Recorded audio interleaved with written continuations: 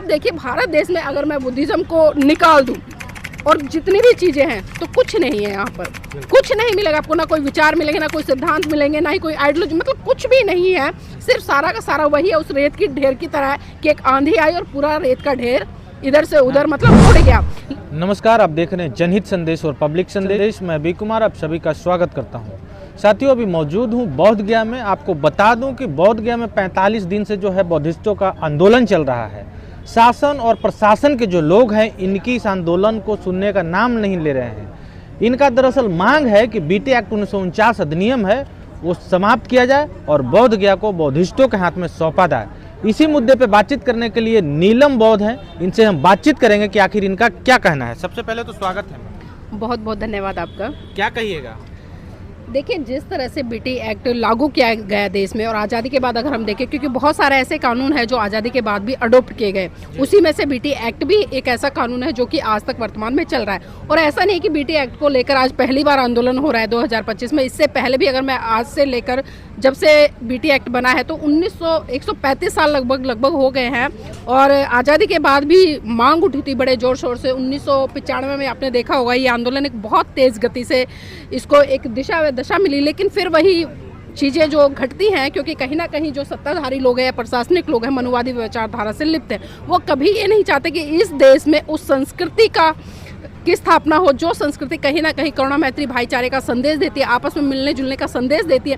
तो विडंबना ये है कि भारत की, क्योंकि आप भी देखते कि जब जो हमारे देश के माननीय प्रधानमंत्री जी विदेश में जाते हैं तो एक बात कहते हैं कि मैं बुद्ध की धरती भारत से आया हूँ, लेकिन उसी बुद्ध की धरती भारत में वो बुद्ध की विचारधारा से युद्ध करते नजर आते हैं। तो ये एक चीज़ तो बिल्कुल साफ हो जाती है कि ये जो संस्कृति है इन लोगों की, जो झूठ पर, काल्पनिक चीज़ों पर या पाखंड पर या आडंबरवाद पर या कल्पनाओं पर टिकी है, इससे सत्ता का कोई लेना देना नहीं है। और जो भगवान बुद्ध का धम्म है वो एक एक बात को सत्य के आधार पर खरा उतारता है, एक वैज्ञानिक सोच को भी डेवलप करता है। क्योंकि अगर वैज्ञान और भगवान बुद्ध के आप सिद्धांतों को जोड़ के देखेंगे तो दोनों का एक तालमेल बैठता है और दोनों जांच की बात करते हैं। क्योंकि बुद्ध ने भी कहा है कि आप किसी बात को इसलिए मत मानो कि मैं कह रहा हूँ या किसी धर्म ग्रंथ में लिखे हैं, बहुत सारे लोग कह रहे हैं, बड़े विद्वान लोग कह रहे हैं। आप उस बात को अपनी तर्क की कसौटी पर उतारो और जब आपको लगे कि भाई वो बात मेरे लिए सही है, समाज के लिए सही है या अन्य लोगों के लिए सही है, तभी आप उस बात को मानो, अन्यथा तो उसको छोड़ दो। लेकिन आज हम देख रहे हैं कि भारत देश में जो जांच यानी कि जानने की प्रवृत्ति बहुत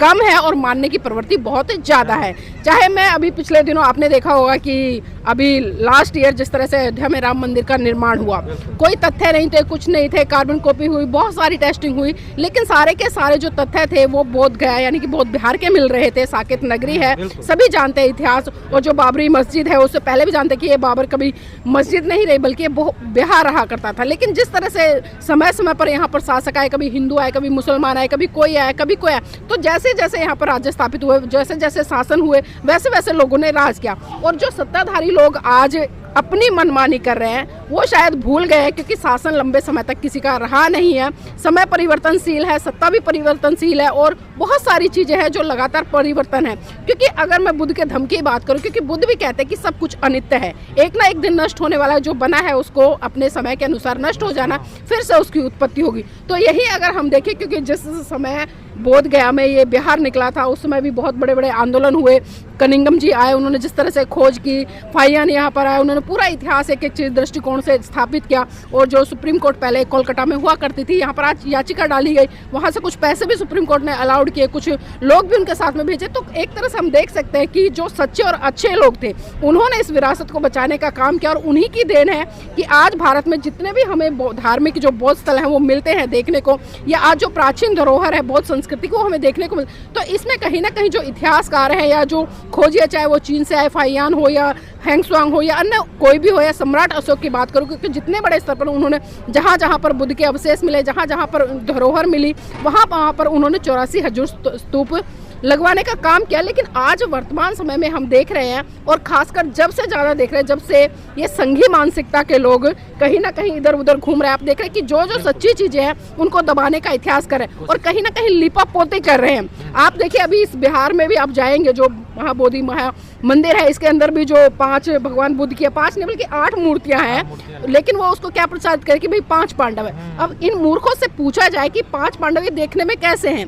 भाई आप कुछ तो व्याख्या कीजिए, कुछ तो दिखाइए ना उनका, क्योंकि हमने भी चित्रों के माध्यम से, महाभारत के माध्यम से, अनेक चीजों के माध्यम से देखा है कि जो 5 कैरेक्टर है पांडव नाम के, वो किस किस तरह से, लेकिन वहां पर आप जाइए पांचों की पांचों, जो 5 नहीं है ये बता रहे हैं हम, 8 मूर्तियां, 8 की 8 एक ही आकृति की है, एक ही उस वेशभूषा, सब कुछ मतलब एक है, नाम अलग अलग दे दिया।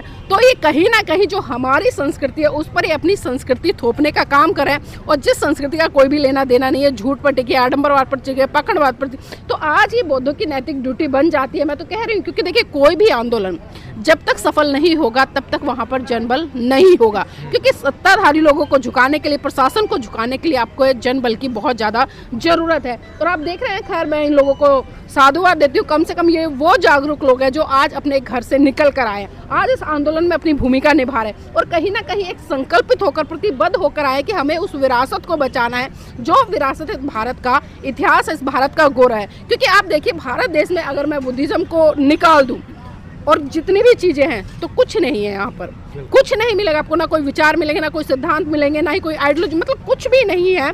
सिर्फ सारा का सारा वही है, उस रेत की ढेर की तरह है कि एक आंधी आई और पूरा रेत का ढेर इधर से उधर मतलब उड़ गया। लेकिन जो बुद्ध है, बुद्ध ने इस भारत देश के साथ साथ में पूरे विश्व को एक ऐसा धम्म दिया है जो करुणा मैत्री भाईचारे के साथ में मिलकर रहना सिखाता। अगर मैं बुद्धिज्म की बात करूं, क्योंकि तमाम लोग कहते हैं, और अभी जिस तरह से ये पंडे पुजारी घुसे पड़े हैं, चाहे वो मंदिरों की बात करें, मैं किसी की बात करूं, तो आप किसी से पूछेगा कि धर्म क्या है, कोई कहेगा कि मंदिर में जाना धर्म है, घंटी बजाना धर्म है, उपवास करना धर्म है। अगर मैं किसी क्रिश्चियन से पूछूं तो वो भी यही कहेगा भाई चर्च में जाना धर्म है, प्रेयर को पढ़ना धर्म है, गॉड को मानना धर्म है। अगर मैं किसी सिख से पूछूं तो उसकी भी प्रतिक्रिया कुछ इस तरह से आएगी कि भाई गुरुद्वारे में जाना और जो पाठ करना है, कीर्तन करना, जो भी ये करते हैं वो धर्म है, लंगर लगाना वो धर्म है। और यही मैं बात अन्य लोगों से, यानी कि उनसे पूछूं तो वो अपने अपने तरीके से बताएं। लेकिन बुद्धिज्म खाली एक ऐसा है जहाँ पर महाकाणी तथागत बुद्ध ने जो धर्म है उसको एक बिल्कुल विशेष तरीके से डिफाइन किया गया है। वो बिल्कुल साफ साफ कहते हैं कि सब पापस्य अकरणं कुशलस्य उपसंपदा सचित परियोदपनं एतं बुद्धानु शासनं, यानी कि सभी अच्छे कर्मों का संचय करना, अपने चित्त को परिशुद्ध करना, यही बुद्धों की शिक्षा है, यही बुद्धों का शासन है। और जो ऐसा करेंगे उनका तो मानव कल्याण होना ही होना है। लेकिन आज जो लोग धर्म को लेकर कर रहे हैं वो धर्म को नहीं बल्कि एक सांप्रदायिकता को बढ़ावा दे रहे हैं, और वही कारण है कि आज भारत देश में एक गृह युद्ध की स्थिति बनी हुई। आप देखिए कि आए दिन जाति के आधार पर, धर्म के आधार पर, सांप्रदायिकता, मतलब किस तरह से पूरे भारत देश में हाहाकार हो रहा है। अगर यही लोग बुद्ध के विचारों को मनोसात कर ले, उनको अपने व्यवहार में उतारे, तो देखिए चारों तरफ आपको फिर से वो माहौल, वो नजारा देखने को मिलेगा जब सम्राट अशोक के समय में, भगवान बुद्ध के समय में चारों तरफ से गूंज सुनाई देती थी कि ले अंत मन दीप भव, मूल मंत्र बने स्वयं के स्वामी, गूंज उठे हर बस्ती से बुद्धं शरणं गच्छामि। तो ये माहौल आज जरूरत है इसकी, क्योंकि आज भारत को शांति की जरूरत है, और शांति हमें सिर्फ बुद्ध की शरण में जाकर मिल सकती है। बुद्ध ये नहीं कहते कि आप मेरी शरण में नतमस्तक हो जाइए, मेरी पूजा पाठ कीजिए, घंटी बजाइए, धूप बत्ती लगाए, अगरबत्ती लगाए। वो बुद्धि को खोलने की बात करते हैं, वो आपके अंदर से प्रज्ञा जगाने की बात करते हैं, वो आपको सिद्धांत देते हैं। लेकिन विडम्बना है कि आज भारत के लोगों के इतने महान, इतने पवित्र धर्म को वो समझ नहीं पा रहे, बल्कि वो पाखंडवाद में और एक जो सांप्रदायिकता का चश्मा है उसको लगाकर देख रहे हैं, सोच रहे हैं। और इसमें कहीं ना कहीं दोष, देखिए मैं सत्ताधारी लोगों को कहूँ ये भी उचित नहीं होगा, या मैं प्रशासनिक तौर पर उन लोगों को कहूँ ये भी उचित नहीं, क्योंकि कहीं ना कहीं जो भारत की आम जनता है जिसके नैतिक ड्यूटी बनती है कम से कम वो जांच करे। मैंने पहले कहा है कि जो बुद्धिज्म है वही सिर्फ जांच पर खरा उतरता है, उसके अलावा किसी की भी जांच करेंगे आपको सिर्फ काल्पनिक चीजें, सब कुछ फालतू फालतू दिखाई देगा। तो हमें जांच करना सिखाया है, क्योंकि कोई भी चीज़ है, आप बीमार हैं, आप डॉक्टर के पास जाएंगे तो जब तक आपकी बीमारी की जांच नहीं होगी डॉक्टर आपको दवाई नहीं देगा, और जब आप उस बीमारी की दवाई खाएंगे तो क्या होगा, स्वाभाविक सी बात है हम ठीक हो जाएंगे। तो आज भारत के लोगों के पास में बुद्धिज्म नाम की एक विशाल और एक भव्य दवाई है, लेकिन भारत के लोग उसको खाने का काम नहीं कर रहे हैं। तो मेरी तो डिमांड सिर्फ यही है कि जो ये बीटी एक्ट जिस तरह से 1949 में लागू किया गया है इसको बिल्कुल ख़त्म कर दिया जाए, क्योंकि जो बौद्धों की विरासत है वो बौद्धों के हवाले की जाए, और जब बौद्धों के हाथ में आएगी तो देखिए एक बार फिर से भारत का एक सिनेरियो है या एक दृश्य है वो बिल्कुल बदलेगा, और चारों तरफ से एक बहुत मतलब भाईचारा आपको देखने का मिलेगा। कोई नीच नहीं होगा, कोई छोटा नहीं होगा, कोई बड़ा नहीं होगा, किसी की बहन बेटे के ऊपर अत्याचार नहीं होंगे। तो जिस दिन भारत बौद्धमय हो गया तो वास्तव में मैं कहती हूँ कि वो गौरवान्वित दिन होगा। और जो हमारे देश के प्रधानमंत्री जी विदेशों में कहते हैं, तो जब वो कहेंगे तो सही मायने में तब लगेगा कि हाँ वो बुद्ध की धरती से आए हैं। तो आज मैं यही कहूँगी कि जो बौद्धों की विरासत है वो बौद्धों को लौटा दी जाए, अन्यथा तो ये आंदोलन चल रहा है, देखते हैं किस दिशा में जाता है। अभी समय बहुत लंबा है, 45 दिन बीत गए हैं और आगे भी डटे रहेंगे, क्योंकि हौसले हैं और हौसले हैं तो स्वाभाविक से ज़्यादा परिणाम तो कुछ आएंगे। बिल्कुल। 15% लोग सत्ता में बन जाते हैं राम मंदिर के नाम पे, क्या 85% बहुजन समाज के लोग इस बहुजन मूवमेंट से जुड़ के सत्ता में नहीं आ सकते हैं क्या? देखिए बिल्कुल आ सकते हैं, लेकिन उसके लिए बिल्कुल साफ साफ मैं आपको स्पष्ट कर दूं, क्योंकि 1956 में परम पूज्य बाबा साहब ने बौद्ध धर्म ग्रहण किया था।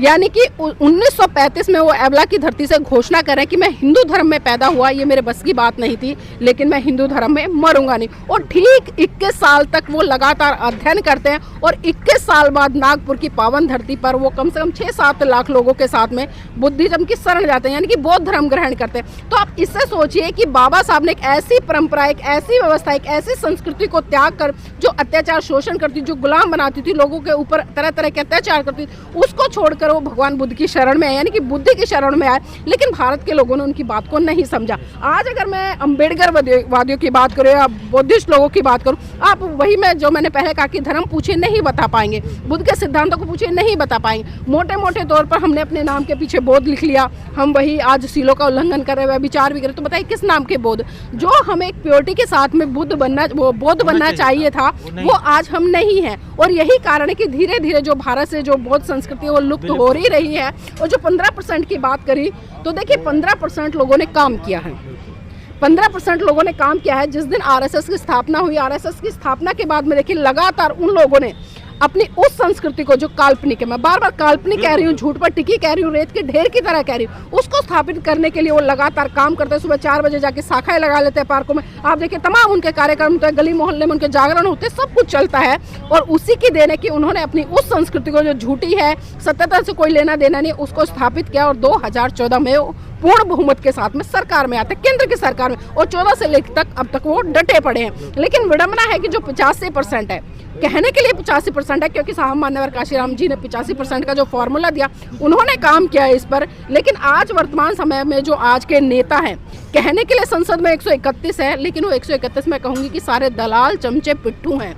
यहाँ आंदोलन में भी आएंगे, बड़ी बड़ी बातें भी करेंगे, बड़े बड़े आश्वासन भी देंगे, लेकिन उनसे एक सवाल पूछे कोई मीडिया कर्मी। अभी आज आप भी नहीं देखा कि किस तरह से जब मीडिया वालों ने सवाल किया तो यहाँ से एक मंत्री जी भागते नजर आए। मतलब मीडिया को फेस करना नहीं चाहता। एक तरफ कहते हैं कि हम बुद्ध हैं, वही 45 दिन से आंदोलन चल रहा है। क्या आपको पता नहीं है, पूरे भारत देश में आग की तरह खबर फैली हुई है, तमाम राज्यों से लोग आ रहे हैं, और आप सरकार में होते हुए सरकार के खिलाफ लोगों ने मोर्चा खोल रखा है, और आप कह रहे हैं कि मुझे पता नहीं है। तो ऐसे नेताओं से, ऐसे मंत्रियों से, ऐसे विधायकों से इस समाज को भी कहीं ना कहीं सीख लेने की जरूरत है।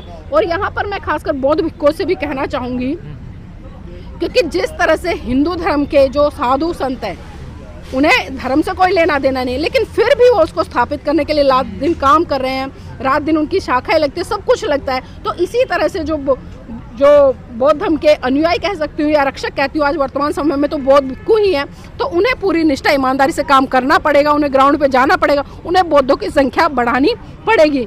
क्योंकि जब तक बौद्धों की संख्या नहीं बढ़ेगी, यहाँ पर जनबल दिखाई नहीं देगा, तब तक हम आंदोलन को सफलता की तरफ नहीं ले जा सकते। और जो अच्छे और सच्चे बौद्ध हैं वो भी इस भारत देश में तैयार करने पड़ेंगे। तो बात घूम फिर कर वही आती है कि आज वर्तमान समय में ना तो अच्छे बौद्ध भिक्खु हैं, ना ही अच्छे उपासक हैं। भले बहुत सारे लोगों की कड़वी लग जाए, लेकिन सत्यता है, मैं खुद अगर एक उंगली दूसरे पर उठाऊं तो 4 उंगली मेरी तरफ भी उठती है। तो ये स्वाभाविक सी बात है। तो आज हमारे तमाम बौद्ध भिक्खुओं को विचारधारा पे काम करना चाहिए, बुद्धिज्म को बढ़ाने के लिए काम करना चाहिए। क्योंकि देखिए, हम कितने बिहार बना ले, कितने ही मंदिर बना ले, कितने ही हम इस तरह से लोगों को इकट्ठा कर ले, लेकिन जब तक सही मायने में उन्हें बौद्ध नहीं बनाएंगे, उन्हें बौद्धिस्ट नहीं बनाएंगे, उन्हें बुद्धिज्म नहीं फैलाएंगे, तब तक आप ये नहीं समझ सकते कि वो सच्चे और अच्छे बौद्ध हैं। तो यही कहना चाहूँगी कि अगर हमें अपनी धरोहर को बचाना है तो यहाँ पर बिहार के लोग भी ज़्यादा से ज़्यादा संख्या में, जो लोकल लोग हैं वो आए, क्योंकि बाहर के तो आ रहे हैं, जा रहे हैं, कोई 10 दिन रुक रहा है, कोई 5 दिन रुक रहा है, लेकिन आंदोलन की मजबूती के लिए सबसे महत्वपूर्ण कड़ी यहाँ के लोकल लोग स्थापित होंगे, यहाँ के लोकल भिक्खु स्थापित होंगे। तो आज उन सबको यहाँ पर आना चाहिए और अपनी उपस्थिति दर्ज करानी चाहिए, क्योंकि देखिए विरासत आपकी लुट रही है, विरासत आपकी जा रही है। वरना आपने देखा, आप उत्तर प्रदेश में संकीसा है, स्तूपा है, काफ़ी बड़ा है, आप देखिए वहाँ पर भी हिंदुओं ने ऊपर मंदिर बना दिया है, मतलब स्तूपा के ऊपर मंदिर बना रहे हैं। आप सारनाथ चले जाइए, सारनाथ में भी तमाम जो स्मारक हैं जो बुद्धिज्म से जुड़े हैं, वहाँ भी आसपास में छोटे छोटे मंदिर उन्होंने खड़े कर दिया। अभी नेपाल में भी देखिए, नेपाल में भी वहाँ पर पूरा हिंदुत्व हो रहा है लुम्बिनी में।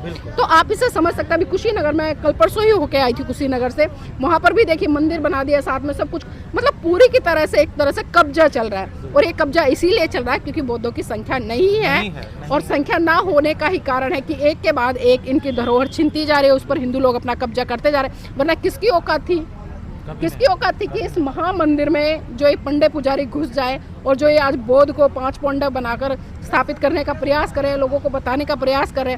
मतलब अच्छे सच्चे बौद्ध नहीं दिखाई दे रहे, अच्छे भिक्खु दिखाई नहीं दे रहे, वो एंटीनाधारी वहाँ पर घूम रहे हैं। तो जरूरत यही है कि आज अच्छे और सच्चे बौद्ध बने और अपना जनबल बढ़ाएं। तो जैसा कि आपने सुना, नीलम बौद्ध जी ने अपनी बात बहुत ही व्यवहारिक ढंग से रखने का प्रयास किया। बाकी इस वीडियो पे आपकी क्या प्रतिक्रिया, कमेंट करके जरूर बताइएगा। मिलते हैं किसी दूसरे खबरों के साथ, तब तक के लिए धन्यवाद।